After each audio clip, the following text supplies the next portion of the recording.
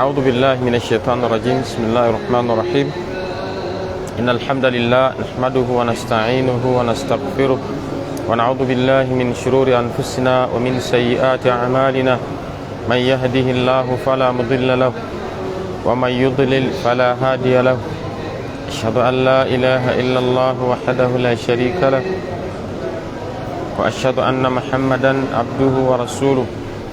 يا أيها الذين آمنوا اتقوا الله حق تقاته ولا تموتن إلا وأنتم مسلمون. يا أيها الذين آمنوا اتقوا الله وقولوا قولا سديدا يصلح لكم أعمالكم ويغفر لكم ذنوبكم ومن يطع الله ورسوله فقد فاز فوزا عظيما. القائل إن أصدق الحديث كلام الله وخير الهدي هدى محمد صلى الله عليه وسلم وشر الأمور محدثاتها وكل محدثة بدعة وكل بدعة ضلال وكل ضلالة في النار. أعاذنا الله وإياكم من النار. Tenda majuvu gasutibwa nago wakitiibwa jalla jalaaluhu ebyengerana emirembe bidderi omubaka Muhammad sallallahu alaihi wasallam.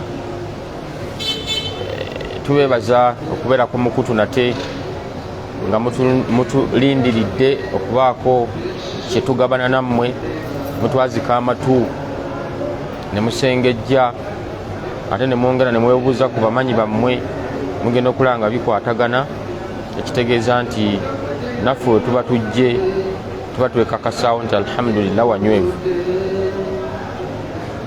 Abawuliza baffe abalungi era abatulaba, barakallahu fikum. Muharram atambudde, tuli mu wiiki 26 27 bwe zityo, mwezi gwa Muharram omwaka 1444 yonna gye muli. Assalamu alaikum warahmatullahi wabarakatuh. Twali tutambula wamu nammwe betutambula nabo ku musomo gwaffe guno nga tuli ku Kiiso. Infakiti ebizuliddwa mu Kiiso wallahi bingi okukamala obumazi, olw'ensonga nti simanyi bwe nnyinza kikusiigira nti omuntu okusanga munne ng'abadde alima lumonde, alima kasooli, alima ennyaanya,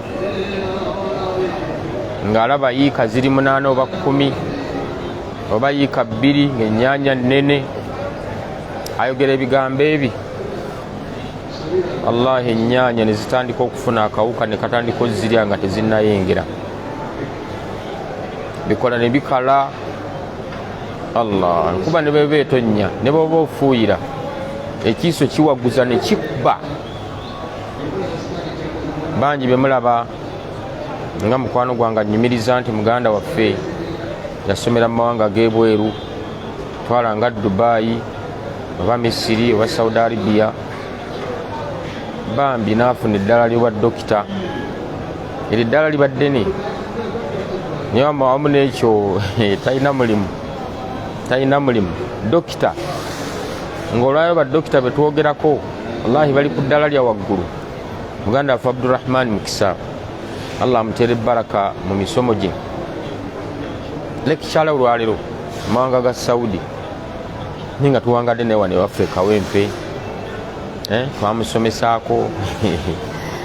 Allahu akbar. Bwe bityo Allah n'agenda ng'amusitula amadaala ogenda okukakkana nga atuuse ate ffe gye tutaatuuka abawalimu be abaasooka. Naye tusaba Allah amutere baraka mu ilmu ye na mu byonna byakwataganya. Naye kati ono munnaffe dokita, eddala ly'obwa dokita mu Busiraamu liba ddene. Naye wamu n'ekyo talina mulimu lwa kigambo kimu 2. Ono avudde ebweru ataasomye, bannaffe beesiimye khalas, gena okulanga bigootaana. So alayino kye bayita Kiiso okuva na leero nga tugenda okuwunzika tubawe aya zaakyo, kitambulira ku bintu 2. Eriiso lino oluvannyuma lw'omuntu okulaba olugoye lw'oyambadde n'agoberezaako ekigambo khalas, nolwokulaba mizayiro za loosi, khasara, kufaafuaganirwa. Ennyumba mmeka eziri awo nga zikomyawo lwa kigambo Sulaimaani yazimba bannange baana balina ssente muko ng'ositudde omuzimbo yayayayaya oluvannyuma lw'okulaba n'agoberezaako okuwaana okusuuta okulungiya n'okugejjesa tebiyinza kuleka kyengera kya muddu nga kikyali waggulu. Mwegendereze nnyo abaana bammwe nga graduation party baliwo abali ku speech nina omukolo gwonna baddeko naye nga omwogezi gwe baleese asiiga busiizi kiiso mama ono omwana yaboobedde bannange muzeeyi otegese bannange era bampadde omuzindaalo ne mbategeeza nti abange ekiiso kya mazima kiwaguza munneegatteko tugambe abaana baffe bano abatuuse ku kkula barakallahu fiikum. olaba ozikiza oluyira olubadde lukutte because tulinayo munnaffe yasamba gawuni ku mukolo gwe ne bakimukuba genda okutuuka ew'omulenzi. Allahu akbar. ng'omulenzi tabangako na laavu ye bagenda okuyingira ennyumba yaabwe mwana muwala zaategese sodayo mu bungi bamusimbako eccipo emu omwami ne bajjako akasaanikira yakubako omumiro gumu nazzaako akasaanikira soda n'amumuddiza. omuwala n'aga nti yiisenga yaŋŋambye gaaya ayina ennyonta ya soda bw'otuuka wali naye kuleetiemu eyinza obutamumala naye n'eccipo emu bweti n'akubako omumiro gumu n'agwa eri n'afuluuta soda ne bamuzzaayo.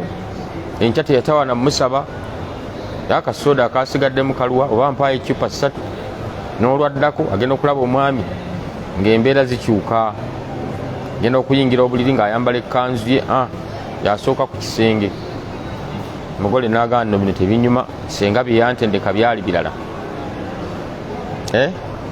n'abaana baffe bambi beetaaga okubuulirirako naddala ab'obulinzi khaswa kaserako okugenda okuwasa obuzi omusiraamu omwana ow'obulenzi weetegesa otya mwana gwe mukolo nga ndaba ennaku zisembera kyanyiikidde mu kulya emmwanyi n'omulondo. subhanallah ebyo byonyiikidde tonnaba kumanya abakyala baagala ki kyala baagala ki. agenda okuvuga emmotoka asooka kumanya biki byeyagala mazzi oyiro petro mazzi oyiro dizero not just kuba nti gojja kujja buzzi be bantu bosinga nanga yavuze emmotoka neyimukyamukirako ku kkubo bagenda ogibikula boneti ngeyagala kwabika ekaze akalirira. So abaana ab'obulenzi n'ab'obuwala bambi omufisaawo akadde mulabeeko ku bakojja naddala kojja wammwe waali awo ku 0702632289 mukubirako ne mukkaanya omwana w'obulenzi n'amuwa obudde. obuwala senga naye bw'aba taliiyo n'abigatta asobola okubagatta kuba yaŋŋamba amanyi okugatta abafumba ababiri abagenda okufumbirwa nannyonnyola omuwala byagenda okukola n'omulenzi byagenda okukola. naye omuwala mwana mbamalire ka sitole tugende ku aya zaffe.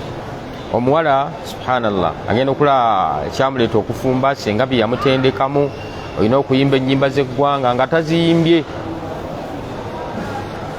kyavaanga ne banne munoonyeza omuwalimu owakuno nze muyitiremu ebyange ntere nsibe munnange bukyanzija soda senga gwe yantikka wuuyo maami yakombako bukombi nakati simwetaavu muntu amaze ennyonta ey'ebbanga eddene wesibadde yalibadde kati alaga ennyonta ya soda.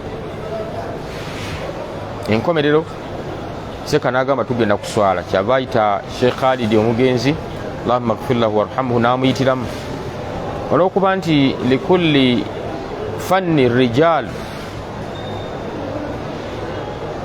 mu buli darusu erimu abasajja.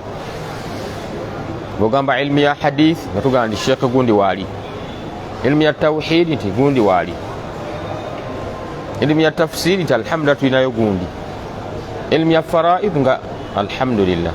kati sheekh bamukonerako bukonezi ku point n'agamba mwana muwala bamuwasizza mbaga ngaga nti ye yasambye gawuni ye amule ekyo nga seeka teyaliyo n'abagamba idhan ekyo kiiswa ista'dhin li ababagani munzikirize urakikuma mbasomerereko ku rukuya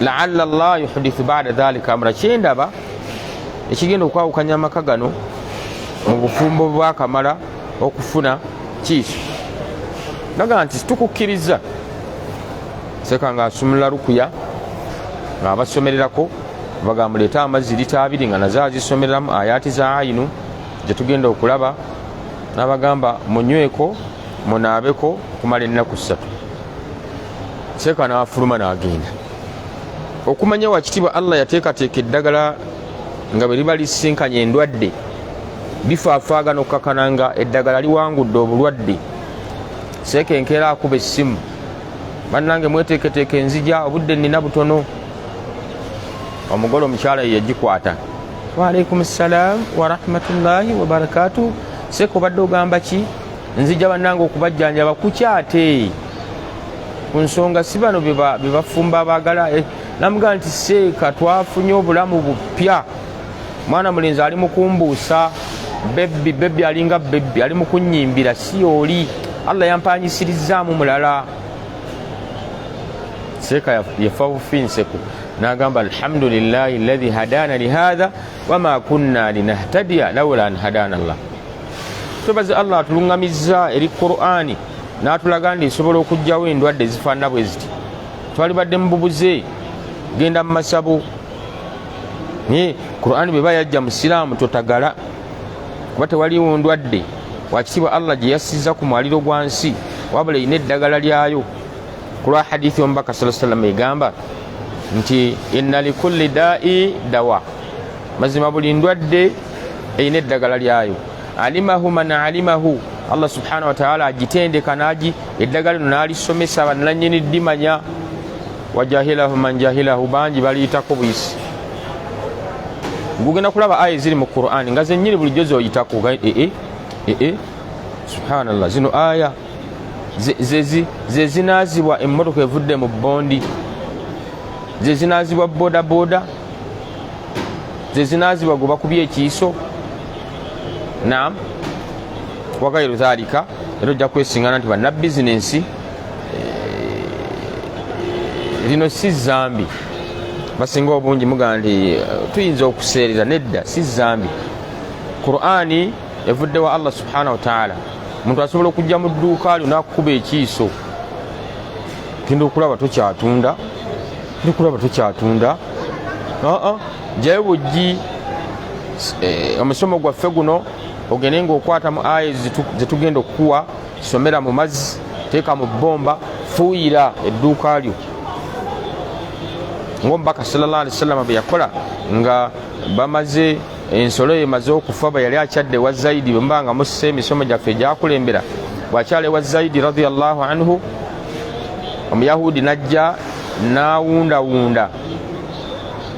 n'awundawunda ki ensolo y'omubaka sallallahu alaihi wasallam kakana ng'agikubye ekiisa efudde bwefa Zaidi kyavaamuwa ensolo endala haddi yalahu nga kirabo kyeyakola sallallahu alaihi wasallam n'amugamba mpa amazzi bwe baleeta amazzi fajala yaqra n'asoma aya bw'amaliriza fajala yunathir n'atandika okunathara okumansa rukuyono ku nsolo Zaidi kyava mbuza nti ya Rasulallah kino nga sikirabangako bulijjo nkulaba bw'osomera mu mazzi oganywa ate kati bw'ogasomeddemu okansira nsolo kyava mugamba nti njagadde ekituuse ku eno kireme kutuuka kweri riwaya endala eraga tibwali bubaka Jibuliru bwe yajja n'amutegeeza ti bw'oba ofunye ekipya kola bwoti ne bwoti era nga bwe yakola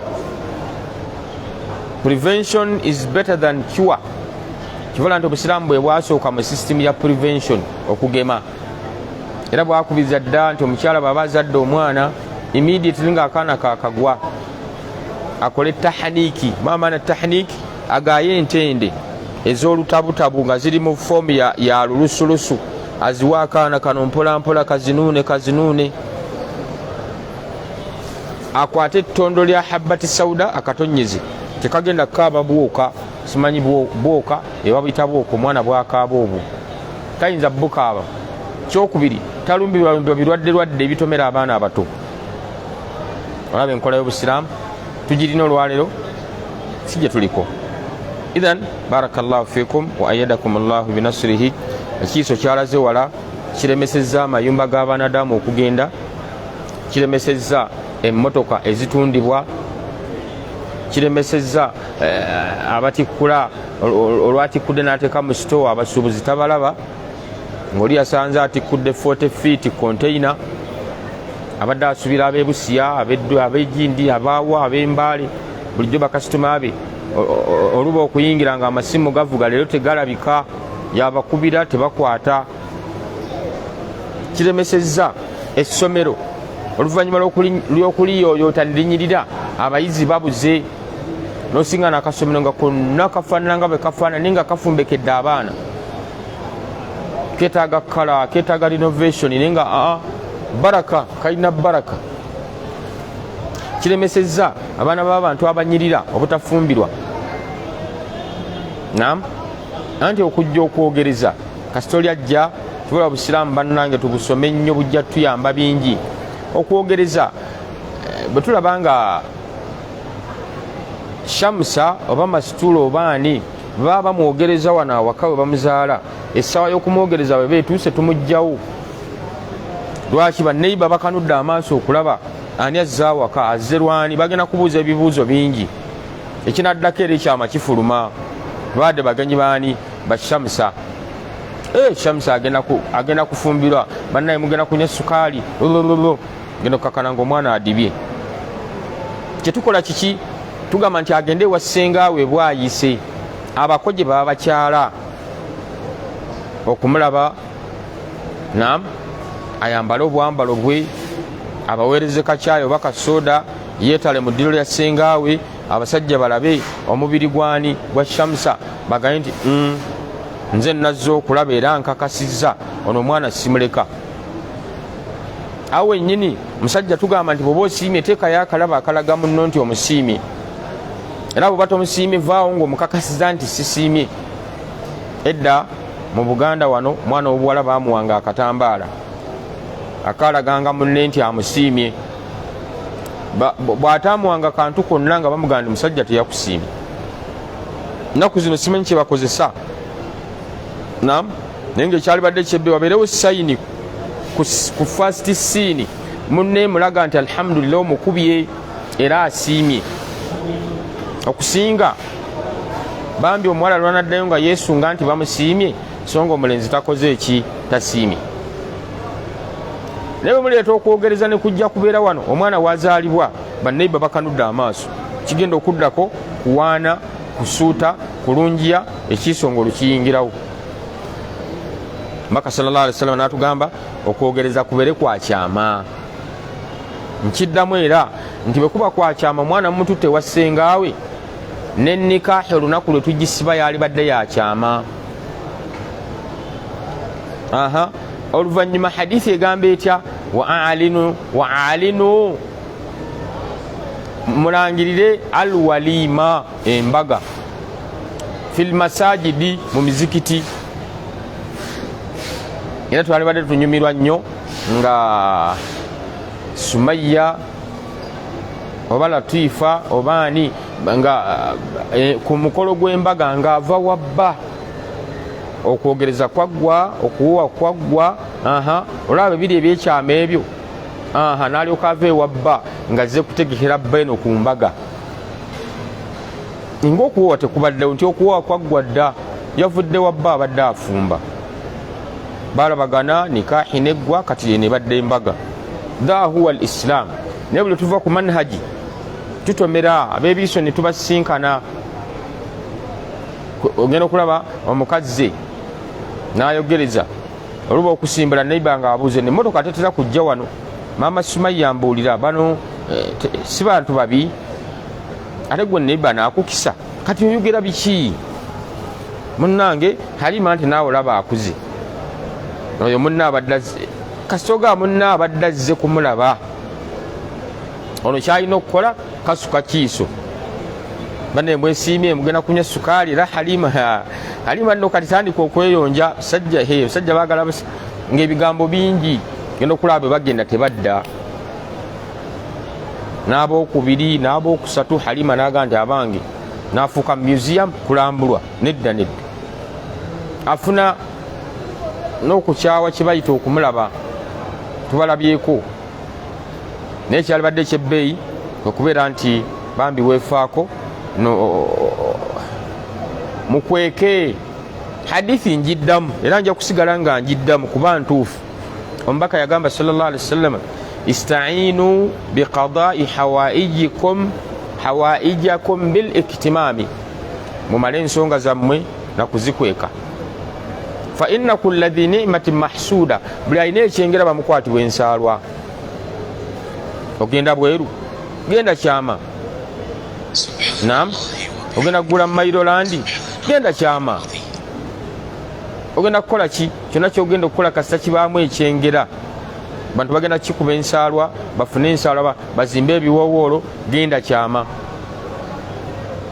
Watemye ebikajjo, totuula mu mmotoka. Leka abagenderamu mu kitundu awo be batamanyi be baba bagigenderamu mu maaso. Gukwata kabodo bakulembere musinkane mu tawuni jojo girinnyira olyoka otwala ebikajjo bye mu katale. Naye bw'osobola bw'oti buli akulabako n'alaba ebikajjo emabega ng'ate amanyi ewuwo olima bikajjo, toyinza kuwona nkonyogo. Swaibu nkulabye ogenze kuyoola. Genda okulaba buli w'obituusa nga bali bulungi, buli w'obituusa ebikajjo nga bali bulungi. Eyakututte naga nti wae twategeraganye koma kaleerwe tutuno tuli nakasero mafuta ga muzeeyi galinnya jakojjako ebikajjo tandika kwekyanga nga mufaanano w'ennaanansi ezaavundira kaleerwe. Ebyo byonna kufunamu kyakuyiga. Nsaba Allah subhanahu wa ta'ala atuwe okubitegeera. Al-ayinu kibayita ekiiso, twalaba amakubo ge kikwatiramu. Olwaliro nabasuubiza okuba wa ayati era akutte kalaamu n'olupapula nkweyanziza. Aya esooka mu aya ez'ekiiso ala wa huwa ayatul kursi 255 suratul bakara. Aya eyokubiri nebeera Arafi 167 167 suratul Arafi.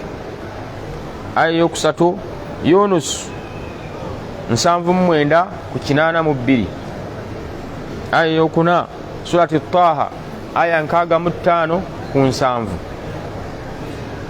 Soma Muluku aya esooka paka ku yokuna. Bw'otuuka ku yokuna oddingana ekigambo yanqalibu ilayka albasar, yanqalibu ilayka albasar, kiddingane mirundi 7 5 9. Aya eddako suratul Qalam aya 55 aya endala ojja kwebuuza lwaki tetwagisoosezza. Ala wa huwa suratu al-Fatiha. Eyo nno gisome emirundi 7 kubanga mu mannya gaayo mulimu erinnya lye bayita Ashifa. Aya essula nnamba bagiyita ddagala. Ddagala kuki? Ku buli ndwadde zonna. Gisome emirundi 7 mu mazzi. Oleete kul huwa Allahu emirundi 3. Oleete Falak emirundi 3. Oleete Nas emirundi 3. Era tujja ne tulaba suratul Bakara. Suratul Bakara soma aya eyabiri. Ojje mu Bakara aya ey'enkaaga-mu-9. Ojje mu Bakara aya ey'ekikumi mu 9. 19. Era osembyeyo mu Bakara aya esooka okukoma ku yokutaano. Gira mu suratul Hijiri aya ey'ekumi 16 paka ku y'ekumi-7. Naam, osembyeyo suratu Al-Kahfi aya 49. Bw'omala okusomera aya ezo mu baketi mu kidomola funa sidiri owa pawuda oba owa butto. Bw'aba owa pawuda ejjiiko emu otabule mu lita 2 naye lita 2 eba nnene ku nnaku 3 kubanga okubirizibwa okunywako n'okunaabako okumala ennaku 3. Bwe kiba kidduka kinaazibwa omulundi gumu. Bwe liba dduuka fuuyira ennaku 3 osirise. Waliwo ebbomba tutunaakomawo nja gibalagako eba ya lita emu. Bw'obanga onooteekamu eddagala lyonna osooka ddisengejja. Lwaki? Ezibikira ku nkomerero yaayo. Kati kyokola bw'omala oddisengejja n'olyoka oliteekamu osipureyinga bulungi nnyo ng'opimye sayizi ya eddagala lyagala lifulume. Waliwo erifuluma ng'olufu, waliwo lwonyoola n'olaba nga liyiika lingi okusalawo kuko. Kati ojja kwesingana nga waliwo ayagala okufuuyira mu matooke ge. Eyo tugamba sumulula bisimillayiwa n'ebbomba yaffe eyo. Ate bw'oba mu dduuka oluusi mubaamu ebyonooneka n'amazzi, fuuwa lufu nga lutono nnyo era otagetinga n'akamwa kaayo nungi nnyo. Ithan olwo lwe lugendo lwa ayaati ze nabasuubiza ku mulundi guli okubannyonnyolako nti ayaati z'ekiiso muntu asobola ozisomera ekidduka ky'amaze okugula mu bondi. Allah n'aziyiza ab'amaaso amabi okutuusibwako embeera efaanana bwetyo. Mu ngeri y'emu nakawere tekikweyibaaza olw'abantu abangi abajja okulaba akaanako okutabula aya zino mu sidiri. Naam, ki ekigenderwamu? Abaana abato tebatera kunaazibwa mazzi gookya, naye kyali badde kirungi oteekeko amazzi ago mu musana gaveemu empewo gafune ebbugumu ly'omusana otabule aya ezo mu kibuguumirize ky'amazzi ago omwana waffe omunaazeeko. Gwe baakuba omudibo gwe baakuba ekiiso era abaadibye olw'ensonga abatafumbiddwa buli ajja n'amutunulako n'agenda, so nga muwala mubalagavu mulungi n'abako onyweko okumala ennaku 3. Atasobola dyetabulira akola atya? Asobola okujja ku Mandela ku 0702632289 n'ojja osangira ddala ekirungo kya lukuyi ekiwedde okutabula ogwo ne guba gwakukozesa bukozesa. Kategerekisi era barakallahu fikum mu sisitimu yaffe gye tukyatambula nayo ekwatagana ne endwadde z'amalogo. Endwadde z'amalogo tukyali ne puroguramu yaazo egendera ddala mu maaso era tujja kutuuka ku lukomera. Musiraamu lwe yali badde yeekwatako neekutte ku lukomera ki okulaba nga mpona ab'amalogo nga basaasaanye bangi mu nsi wensula ne wenkolera webali. Mbeetangidde ntya? Tujja biraba mu dalusu zaffe ezinaddako insha allahu tabaraka wa taala. Omuntu abeere mu nsi ab'ebitiibwa nga talina kyeyeekwasa olw'ensonga Allah okutuuka okwatula nti wanunazzil min alquran ma huwa shifaa'un wa rahma lilmuminin. Twassa mu Qur'ani muno Allahu akbar ddagala jjereere gye twassa muki mu Qur'ani. Era ojja kusingana nga mulimu ayatu shifa wa 6, mulimu aya nga zo omulimu gwazo okuwonya ndwadde aya 6. Era osange mu Qur'ani ekitiibwa nga Allah yatugamba nti inna kaida shaitan kana dhaifa. Enkwe z'emmandwa nafu naba mukadde waffe Dr. Adam Sinjala kyazikola ayo kyabalongo ayo embugo za Lubaale agenda kugongobala nga waali yekutte kuki Allah subhanahu wa ta'ala adhikari eddua zasoma. Kati mwali badde muga twagala okulaba kwabikolerako ddala waali olwali ali live mu Uganda oluvannyuma lw'okusoma kati azaayo lesse bye yasoma okubalaga nti omuntu asobola okwokya embugo za Lubaale ne zaako omuliro n'asigala ng'alya ng'anywa. Kireete ki omusiraamu ono obutabikuliriza nnyo na kubigulumiza, naye bukere ku makyaga nti ejjana ya Mungu ensuba embugo za Lubaale ziizo n'ez'abalongo ebibbo bibyo mu byokye. inna kaida shaitan kana dhaifa. Nawuliddeyo abaradda ku saidi eri eyakkono nga bagamba mba mwokya embugo biki biki, naffe tugenda kwokya emizikiti. Waapi mizikiti giyina kabiki. E Rwanda bantu baali babatta baddukira mu mizikiti, eyayingiranga omuzikiti teyattibwa. Kyaviiriddeko Abanyarwanda bangi okusiramuka, baga nti ddiini busiraamu ye ddiini, abaddukira mu kereziya ne mu kyaki battibwa. Muzikiti nedda, nyumba ya Allah. Kategedde ako abo bonna bujulizi obukulagira ddala nti ab'ebitiibwa tudde eri Allah subhanahu wa ta'ala, tuve mu katemba. Lwaki?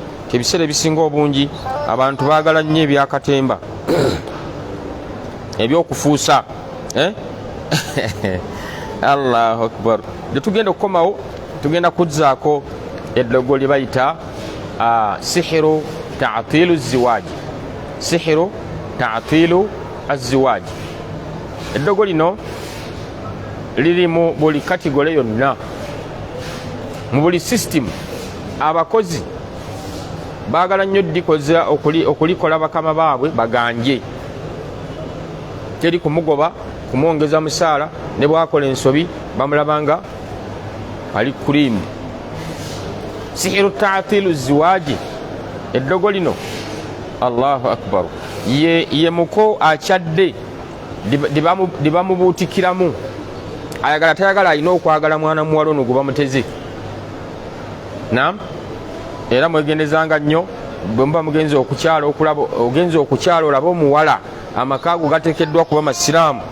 Ne tuddayo ku hadithi y'omubaka sallallahu alaihi wasallam gye yagamba nti omukyala awasibwa lwa nsonga nnya: ku lw'emmaali, ku lwa famire mwava, maali, famire, obulungi, ekyokuna ddiini. Omubaka n'atulonderawo sallallahu alaihi wasallam, fadhfaru bidhati ddin tarubati yadaka, siima ddiini emikono gyo tegijja kusaabana ttaka. Kyala baba n'eddiini aga nti bannange tuli basiraamu, akatunda kasiraamu, naye ojja kwesiŋŋana nti ta'tilu aziwaaji, eddogo erikolebwa omwami ono okumulungiisa omukyala newankubadde nga si mulungi, amwagala ayagala tayagala. Era eddogo eryo abaana bawala balikozesa nnyo nga baagala abaami babakwane, naddala balina ku ssente, n'amutega. Oluusi balisiiga mu ngalo, omuwala n'akuwa engalo, kasita ozikwatamu bappa. Eddogo liri nga likuyingira, ekiddako bagamba naye mpaayo obukadde 5, nafunye ekizibu, tomala nakubuuza, kwata bukwasi $5,000,000. Ne bodda booti nga kati nga bwe ntandise obbikoonako nguga wamma nno kyandiba nagundi ono ansaba ssente, simala namubuuza oba zaaki, naye buli zansaba muwa buwi. Bakukola ta'tilu ziwaaji. Eddogo ta'tilu eriwangula omuntu ku ekyo kye baba bamwagaddeko, bamusike enkomerero kiki awangulwe. Era bambi balikola byebimbe bibeera mu mpombo z'abako, nza okusiŋŋaana nga byebimbe abalokole bye bakozesa ta'tilu okusika. Kati wano fe tulina abasaazi, musaazi bw'asalira wano dhuhuri, asuli ayinza ogitwala Nakasero, si bwe guli, naye kati ojja kusiŋŋaana ti asomere ewakakande. Allahu akbar. Okuvaayo nti agenda ate wa pasita mulala, ta'tilu eno yamusika. Era awulira nga essaala teziteredde, nobasiŋŋaana buli lwa Sande, bagenda wakakande buli lwa Sande. Ta'tilu ddogo lyabasika. Wahakadha era ojja bisiŋŋaana nga biri wangi mu buli kategole. Abakozi balikola, so ne baboosi abakiri kubalikola bagonza abakozi. Nagamba akakozi kangaako ne bwe maze emyezi 2 sikawa yadde 3 tekalina gye kalaga olw'ensonga nakawamba obwongo. Ta'tilu ziri mu matundiro, olinga kasitoma buli lwajja tebaagala aveewo, balina ke bamukola ne kamusika, genda okukakana ng'ali ku ta'tilu. Bingi tujja ddiraba bwe tunaatusiza akaseera okulitematema, naye nga nkutemedde empanji bwe tunaatutandisa ojaga nti ta'tilu kati mutegeera bwe baba bamunnyonnyodde sibeera bweru wa kiraasi. Mwebale kubeera bawuliza balungi, musabire. Ana fesi nyabuuza nti tukole tutya okuwona ekiiso oba okwewala ekiiso? Allahu fikum ku kibuuzo ky'obuuzizza tukole tutya okuwona ekiiso. Omubaka yatuwa sallallahu alaihi wasallam amakubo gano wammanga. Kuba erisooka kwe kwebaraka. Mathalan buli ogamba muganda wo ng'ogezze mugandi barakallahu fikum, otikudde container 40 feet barakallahu fikum, ingobadde obuzi onyirira barakallahu fikum, eri eddagala. Eryokubiri ayinza okuba nga akugambye ng'onyirira ng'otikudde si musiraamu, kati guwe defending otya buli lwe bagamba ng'ogezze ng'okutte essimu ey'ebbeeyi, engatto gwe wayambadde mu butuufu engatto ey'ebbeeyi ennene, gamba masha Allah la quwwata illa billah, bujulize buli mu suratul kahfi. Allah ng'abutuwa atukakasa tibaba kuba ekiiso oba oli akusanze mu dduuka n'agamba munnange edduuka nga lijjudde era mwe mukola mwazze kukumba, gamba masha Allah la quwwata illa billah. Yedduwe ezzaayo ekiiso. Maama w'omwana olaba omwana we bamukuba ekiiso, lwaki? yakulembedde ekibiina, gamba masha Allah la quwwata illa billah. Era olaba Hassan ne Hussein babakuba ekiiso, ne balwala, Ali najjanjaba ne bigaana paka lwe yabatwala ewa Nabbi sallallahu alaihi wasallam.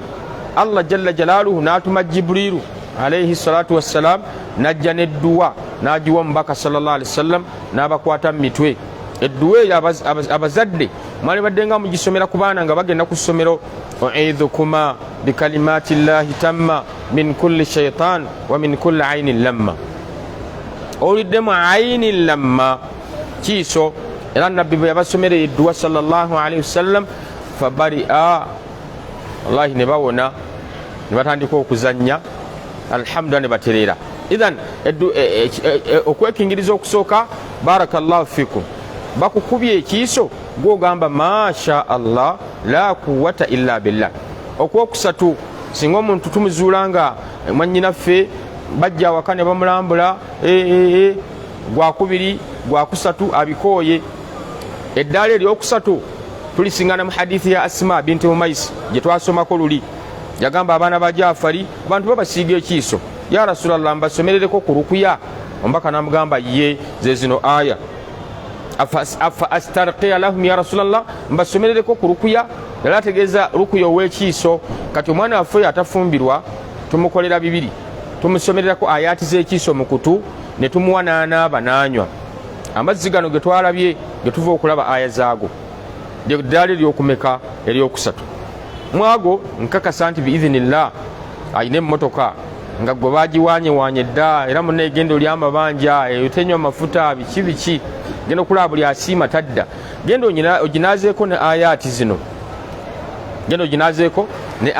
ezaki ez'ekiiso. Allah subhanahu wa ta'ala agenda gijjako ekiiso bukere ku makyanga alamuzza yasasula. Mubibuuzeeko muganda wange Jibril Namulanda, Allah amusaasire. Ekizimbe kyali kituusaawo we basibira bbiimu ne kirwawo ebbanga, kumbe maaso oli yakikuba ekiiso. Butunnyonnyola ayaati zino sajja n'agamba mbutuufu bisimillah, n'akwata aya ne sidiri kuba seeka mulungi, n'agenda ne yeetabulira n'akansirako n'akansira. Kati essomero lyaggwa, abaana mwe bali basoma. So ebyokulabirako bingi. Barakallahu fikum. Tugamba nti mwebaze nnyo baganda baffe aba Rawda Islam Media olw'okubatuusaako bino byonna. Tusaba Allah subhanahu wa ta'ala abawangaaze nga basiraamu baddala ate abawewule. Waliwo bannyinaffe bali babiri, waliwo Jami ne Fatia babuuza sidiri kyeki? Fatia ne munno mubuuziza sidiri kyeki. Omubaka sallallahu alaihi wasallam yayogera ku kigambo sidiri n'agamba inna sidira, mazima omuti ogwa sidiri gujjanjaba ebintu bisatu. Ekisooka eddogo, ekyokubiri ekiiso, ekyokusatu shaytaan. Ddogo, kiiso, shaytaan. Oyo sidiri tabirabako. Era bw'onoobanga ogenze ku WhatsApp yange ojja kusiŋŋaanayo ekizigo bakiyita sidiri lukuya jeri. Twakikola mu muti ogwo okulaba nti abantu bakyesiige n'abaana baffe mubibagulire. Sidiri lukuya jeri eyali badde asiigibwa abaana abagenda ku ssomero oba abaana babakuba ekiiso. Naam, sidiri gwe walibadde weesiiga gwe omusajja agenda okukola kuba tova mu dduuka ng'otunudde bwoti omukyala ali mu dduuka walibadde weesiiga sidiri lukuyajjeri wagairu dhalika lwaki nti ayaati ezirimu saako eddagala liri ligoba ekiiso eddogo ne shaitaani sidiri abeera pawuda wa green osobola okuba nga omufuna Dubai ne saako nawano Mombasa waali ndoza ne Isiri walillahi alhamdu ne bwobanga alhamdu otuse ku Mandera osobola okuba nga omufuna naddala nga atabuddwa mu kizigo nowa pawuda tuba naye biawunihi tabaraka wataala. Tusaba Allah subhanahu wataala abagobereza era mbebazizza okubeera nti ku mukutu kwe muli temuvaako lwaki tuli baweereza bammwe abo Allah subhanahu wataala baba alonze nti mu kaseera kano nona abeeko kyannyonnyola mu ebyo byategedde baganda baffe bangi be twasoma nabo jabasiŋŋana nga olwaliro obudde obujjayo ekitabo akitunulemu bw'ati akenenulemu abeeko ensonga za nnyonnyola ne beguba muzikiti obudde takyabuyina era ate bwajja obuvunaanyizibwa bw'okuzaala bano baana ate kati agenze kulima ate alunda obudde bwa ddaawo eno ne buba nga bo bubulira ddala so nga Allah yabawa ilimu be twasoma nabo gye bali abakukunavu naye nga tayagala kuvaayo kujja kunnyonnyola bantu bino era agandi wallahi mubeereeyo muweereze eggwanga Allah abasaasire so nga tubaagala nnyo lwaki be baatusinganga mu bibiina babeeranga bakenkufu ng'olaba bannyonnyodde hadithi owulira nga alhamdulillah bw'abanga alina kyatema ettiimi olaga nti gwe wuuyo naye olwaliro obudde neneebaza nnyo ttiimu y'abawalimu abavaayo okubeera nti batuukiriza emisomo egifaanana bwe giti nga muganda wange Sheikh Tantawi Allah akubarake mu byonna byonnyonnyola tuli mabegawo tutambulira wamu n'abalala abakufaanana ebbanga litumala nga tuli ku sunna z'omubaka Muhammad sallallahu alaihi wasallam. Allah jatuwa obuwanguzi teri ndwadde jatulema wansi w'enjuba lwaki ebikolo byonna omubaka sallallahu alaihi wasallam yagenda abinnyonnyodde obanga osomye ku tibbu nabawi ojja kusiŋŋaanamu ebikolo bingi Ibn Sina bingi byeyannyonnyola Allahu akbar. Islaamu siraba lwaki olwala bulwazi organize ez'omunda n'otajja kujjanjabwa awali kusti alhindi. Allahu akbar.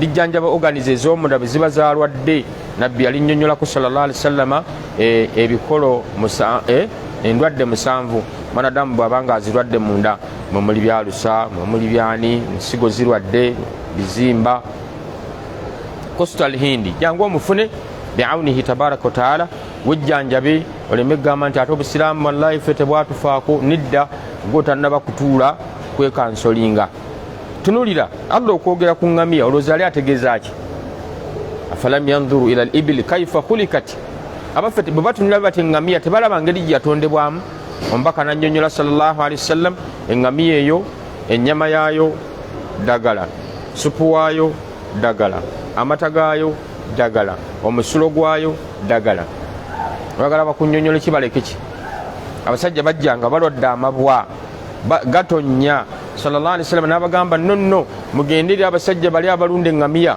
babawa omusulo musiimuleko n'okunywa munyweko eri awulidde nti omusulo gw'eŋŋamiya gunywebwa naga ddagala omubaka yasomesa sallallahu alaihi wasallam ne bagenda ne beesiiga ku mabwa ne banywa mwana wattu amabwa ne gawonerawo bwe bamala okuwona ekyobusiru kye baakola ate ne batta bannannyini ŋŋamiya ne bazibba Allah waggulu w'amagulu 7 n'atuma Jibuliru omubaka teyali bitegedde sallallahu alaihi wasallam namugamba ndigenda otegeeze omubaka wange nti abasajja banyiizizza babawadde eddagala ku bwereere ne bawona ate basse bannannyini ŋŋamiya enzita embi babasokoddemu amaaso babatema emikono gyaddo n'amagulu ga kkono yennyini kye baakoze bali kyaba bakola ate ŋŋamiya edduka eyakedde ku makya eri nateete okuva wano mu Kampala eniigina buniigiinye eti omubaka n'abagamba mukwate enfalaasi edduka nga booda mubasaleko babasanga mu eriya bwe zityo ne babasalako ne babazzeewo omubaka sallallahu alaihi wasallam n'abagamba mmwe abazze nga muli beetaavu bino bye mwakoze baganda bammwe abaabajjanjabye n'alagira basahaba nammwe mubagjeemu amaaso batema okugulu kwa kkono mukono gwa ddyo mubakalire mu musana al-aynu bil-ayni, liiso ku liiso. So barakallahu fikum, musigale nga mukyali ku Rawda Islam Media, mwebale kuba balabi baffe abalungi era abawuliriza. Namba y'essimu yaffe ya WhatsApp eri 0772 63 22 Airtel 0702 63 22 ku headquarter yaffe wano ku Masjidi Mandela mu Kikuubo. Tusaba Allah subhanahu wa ta'ala batuwangalize abagabirire data ate mbere nga muwagira nnyo Rawda Islam Media buli weeba ebadde na buli nsonga zaayo zonna mutambule nayo. Allah abawemu obulungi fi dunya wal akhirah. ربنا عليك توكلنا وإليك عنبنا وإليك المصير. اللهم علمنا ما ينفعنا وانفعنا بما علمتنا وزدنا علما. وصل اللهم على محمد وعلى آله وصحبه وسلم والحمد لله رب العالمين. والسلام عليكم ورحمة الله وبركاته.